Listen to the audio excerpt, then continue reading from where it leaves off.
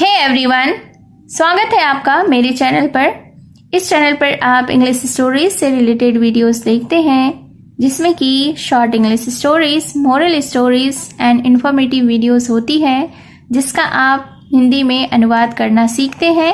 इसके साथ ही स्टोरी को रीड करना और इंग्लिश वर्ड्स के करेक्ट प्रोनाउंसिएशन के बारे में भी सीखते हैं। तो अगर आप मेरी वीडियो को पहली बार देख रहे हैं, मेरे चैनल पर न्यू हैं, तो मेरे चैनल को सब्सक्राइब ज़रूर करें और जो बेल का आइकन दिख रहा है उसे भी प्रेस कर दें, ताकि मेरी आने वाली वीडियोस का नोटिफिकेशन आप तक पहुंच जाए। तो आज जो मैं स्टोरी लेकर आई हूँ, यह एक शॉर्ट मोरल स्टोरी है। बहुत ही अच्छी कहानी है, तो आप वीडियो के एंड तक बने रहिएगा। इस स्टोरी में यूज़ होने वाले वर्ड्स एडवांस्ड लेवल के हैं, तो बहुत सारे आपको इस स्टोरी में न्यू वर्ड्स मिलेंगे। तो चलिए स्टार्ट करते हैं आज का यह स्टोरी। आज के स्टोरी का टाइटल है द फसी मैन। फसी का अर्थ होता है परेशान, मैन यानी कि व्यक्ति, तो शीर्षक का अर्थ हुआ परेशान व्यक्ति। So let's begin the story. Once upon a time, a man had a very bad habit of finding fault with everything. तो सबसे पहले इस सेंटेंस के वोकैबुलरीज को देखते हैं। Once upon a time यानी कि एक समय की बात है। Very bad habit, very यानी कि बहुत, bad यानी कि बुरी, habit का अर्थ होता है आदत यानी कि बहुत बुरी आदत। Finding, find का अर्थ होता है ढूंढना। फॉल्ट यानी कि गलती, एवरीथिंग यानी हर चीज। तो इस सेंटेंस के अर्थ को जान लेते हैं। वंस अपॉन अ टाइम यानी एक समय की बात है। A man had a very bad habit, एक व्यक्ति की बहुत बुरी आदत थी। Of finding fault with everything, क्या चीज की बुरी आदत थी? हर चीज में गलती ढूंढने की। तो इस सेंटेंस को एक बार फिर से देखते हैं कि एक बार की बात है, एक व्यक्ति को हर चीज में गलती ढूंढने की बहुत बुरी आदत थी। He was a nitpicker and looked into the tiniest of details. He का अर्थ होता है वह, nitpicker यानी कि नुक्सखोर, नुक्सखोर यानी कि हर बात पर नुक्स निकालना, गलती निकालना, उसे नुक्सखोर कहते हैं, जिसको इंग्लिश में nitpicker कहते हैं। Tiniest यानी सबसे नन्हा, डिटेल्स यानी कि ब्यौरा या विस्तृत जानकारी। तो क्या हुआ कि ही वॉज अ निटपिकर, वह एक नुक्सखोर था। And looked into the tiniest of details, और वह सबसे नन्हे चीजों का भी ब्यौरा देखता था। Many of his friends strayed away from him due to this bad habit of his.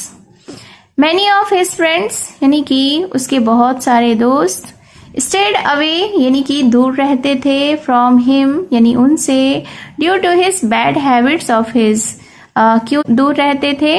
उसके बहुत सारे दोस्त उससे इस बुरी आदत के कारण उससे दूर रहते थे। वन डे यानी कि एक दिन, he felt like having some seafood, so he went to a restaurant. तो फिर क्या हुआ? वन डे यानी कि एक दिन, he felt like having some seafood, उसे समुद्री भोजन खाने का मन हुआ। So he went to a restaurant, इसलिए वह एक रेस्टोरेंट चला गया। सी फूड का अर्थ होता है समुद्री भोजन। The waiter asked, what is your order sir? वहाँ का जो वेटर था उसने उस व्यक्ति से पूछा, क्या पूछा? What is your order sir, यानी कि महाशय आपका क्या आदेश है? द मैन रिप्लाइड, उस व्यक्ति ने जवाब दिया, I would like to have some oysters. Oysters का अर्थ होता है सीप। तो उस व्यक्ति ने जवाब दिया, वेटर से कहा कि I would like to have some oysters, यानी कि मैं कुछ सीप खाना चाहूंगा। As the waiter was going to place the order, the man called, और जैसे ही वेटर ऑर्डर देने वाला था, तो उस व्यक्ति ने उसे बुलाया, वेटर को पास बुलाया। Please check that oyster are neither too large nor too small, neither too salty nor too fried, neither too fat और नॉर टू थिन। तो फिर उसके बाद क्या हुआ कि जब वेटर आदेश देने के लिए जा रहा था, उस व्यक्ति का ऑर्डर लेकर जा रहा था, तो वह व्यक्ति ने वेटर को आवाज़ देकर बुलाया और कहा कि प्लीज़ चेक दैट ऑयस्टर, कि कृपया ऑयस्टर की यानी कि सीप की जांच करें। Neither too large not too small, और वह ऑयस्टर, वह सीप ऐसा होना चाहिए जो कि ना ही ज़्यादा बड़ा हो ना ही छोटा। Neither too salty not too fried, ना ही ज़्यादा नमकीन हो और ना ही ज़्यादा तला हुआ। Neither too fat not too thin, और ना ही ज़्यादा मोटा हो और ना ही ज़्यादा पतला। The waiter could not help but stare at the man, तो वेटर उस आदमी को घूरने से खुद को रोक नहीं सका।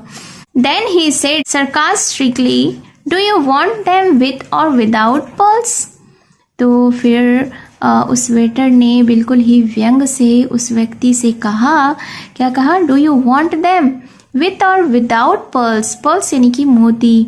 उस वेटर ने उस व्यक्ति से कहा कि क्या आप उसे मोती के साथ चाहते हैं या मोती के बिना। The man realised that the waiter was taunting him, realised यानी कि समझा, टॉन्टिंग हिम, टॉन्ट का अर्थ होता है ताना मारना। तो वह व्यक्ति जो है समझ गया कि वेटर उसे ताना मार रहा था। He understood that one should not be so much finicky about things. Understood यानी कि समझा, finicky का अर्थ होता है नक चढ़ा। तो he understood that, वह यह समझ गया कि one should not be so much finicky about things, यानी कि किसी को भी किसी चीज़ को लेकर नक चढ़ा नहीं होना चाहिए।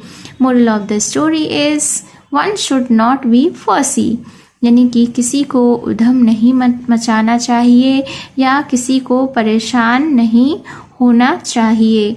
तो इस स्टोरी से हमें यह सीख मिलती है कि किसी को हर बात में ज़ोर देकर अपनी बात मनवाने या दूसरों को परेशान करने वाली आदत नहीं रखनी चाहिए, बल्कि सहज और संतुष्ट रहना चाहिए। So it was the story. आपको यह स्टोरी कैसी लगी कमेंट में ज़रूर बताएं, और अगर आपने अभी तक मेरे चैनल को सब्सक्राइब नहीं किया है तो चैनल को सब्सक्राइब ज़रूर करें और बेल का आइकन भी प्रेस कर दें। तो मिलती हूँ मैं फिर से एक न्यू इंटरेस्टिंग स्टोरी के साथ। Till then take care and bye bye.